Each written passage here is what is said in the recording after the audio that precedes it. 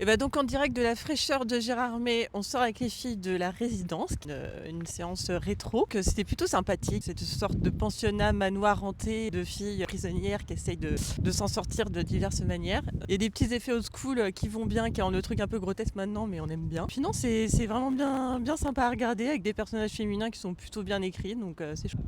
Donc La Résidence, film de 1969, réalisé par Narcisco Ibáñez Serrador, si j'ai bien retenu. Alors moi, c'est le genre de film auquel je suis accro parce que ça me rappelle mes années de pensionnat de jeune fille, tout simplement. Voilà, enfin, en peut-être plus violent, et encore, je ne vous dis pas tout.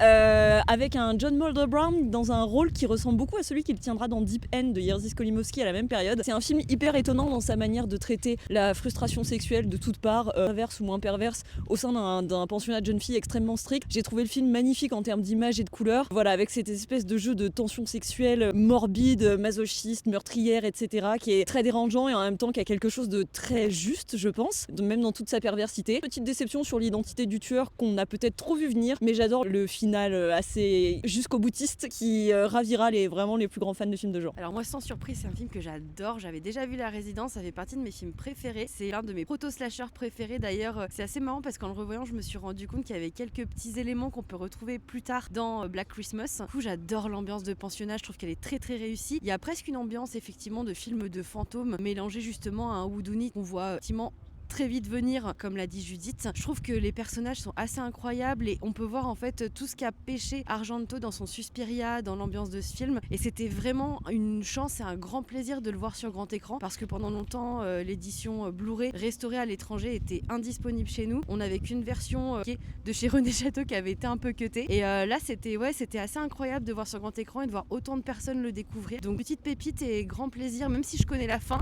qui à l'époque où je l'avais découvert m'avait quand même pas mal choqué, mine de rien, notamment dans l'aspect en fait frontal. Et ce que j'aime bien aussi, c'est qu'il y a toute une thématique autour justement de l'ambiance de l'enfance, des berceuses assez douces qui font penser un peu à tout ce qui est conte de fées, presque aux compositions de Michel Legrand. Ça c'est quelque chose que j'aime beaucoup dans le film, et je trouve que Narciso Ibáñez Serrador est très très fort pour ça, pour capter une ambiance et à la fois mettre plein de genres dedans. Vraiment, La Résidence, c'est un gros coup de cœur et une grande chance de le voir sur grand écran encore une fois dans une si belle restauration, et j'ai très hâte qu'il sorte en Blu-ray chez Sidonie du coup.